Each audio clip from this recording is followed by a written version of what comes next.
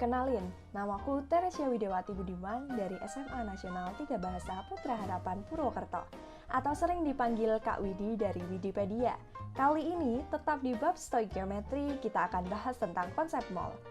Kalian tahu nggak apa itu konsep mol dan kira-kira seperti apa ya konsep mol itu? Nah, konsep mol itu berasal dari kata konsep yang merupakan proses dan mol yang merupakan sistem satuan internasional untuk jumlah zat. Maka, konsep mol secara keseluruhan adalah proses yang digunakan untuk mengkonversi satuan jumlah zat internasional menjadi satuan jumlah zat lain.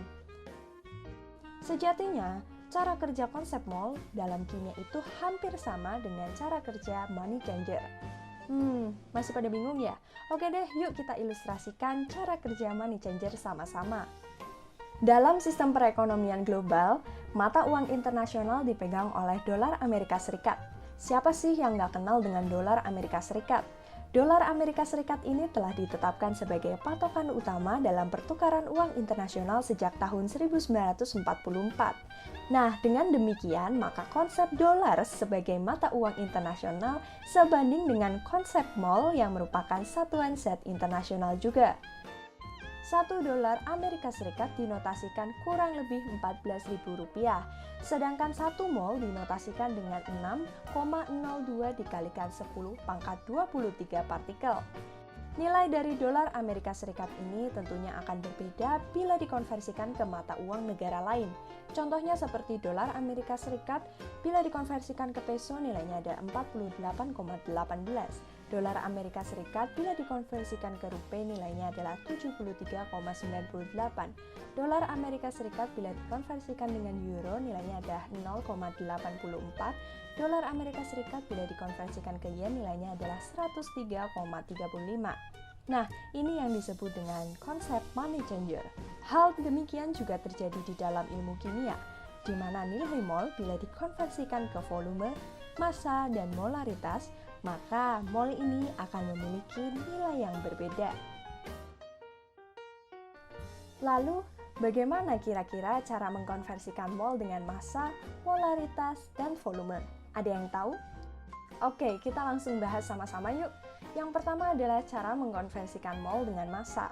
Cara mengkonversikan mol dengan massa sudah tertera rumusnya bahwa mol itu sama dengan massa suatu zat atau partikel per massa atom relatif atau massa molekul relatifnya.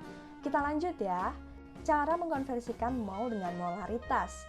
Cara mengkonversikan mol dengan molaritas ini juga ada rumus sendirinya, yaitu mol sama dengan molaritas larutan dikalikan dengan volume total larutan. Kita lanjut, cara mengkonversikan mol dengan volume.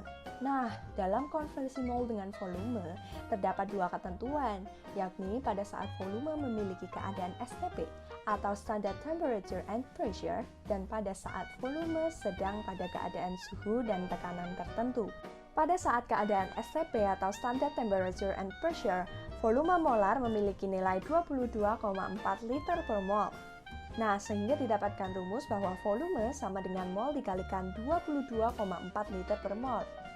Nah, pada saat keadaan suhu dan tekanan tertentu, mol memiliki rumus PV sama dengan nRT, atau bisa dibuat jembatan keledainya Pak Faldi sedang nyicil rumah tingkat.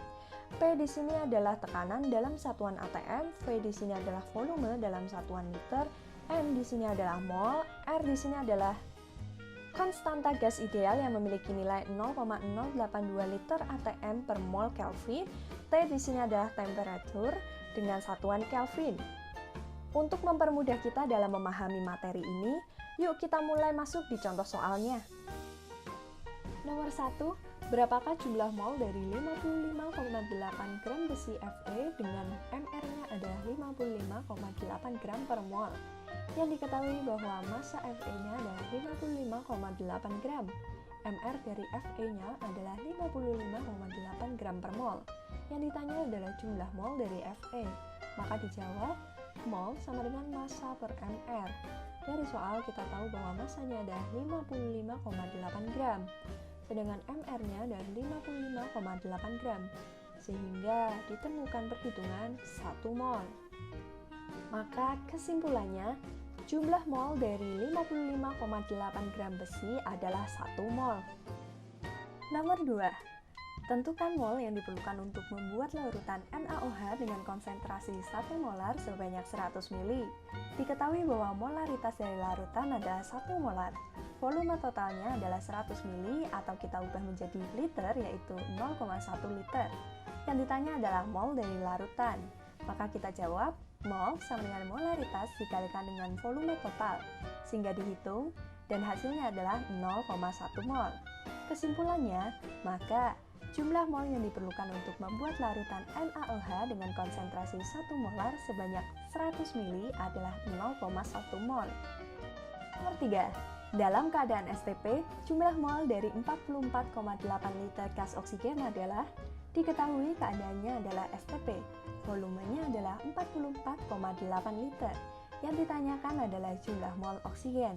Dijawab, volume STP sama dengan mol dikalikan 22,4 liter per mol. Dimasukkan dan diperoleh. Perhitungan bahwa mol sama dengan 44,8 per 22,4. Sehingga diperoleh hasil akhir adalah 2 mol. Kesimpulannya, maka jumlah mol dari 44,8 liter gas oksigen dalam keadaan STP adalah 2 mol. Nah, segitu dulu nih materinya. Kalian paham kan? Paham? Semoga ilmu ini bermanfaat untuk teman-teman. Semangat belajar walau di rumah aja. Wikipedia pamit undur diri dan terima kasih. Dadah!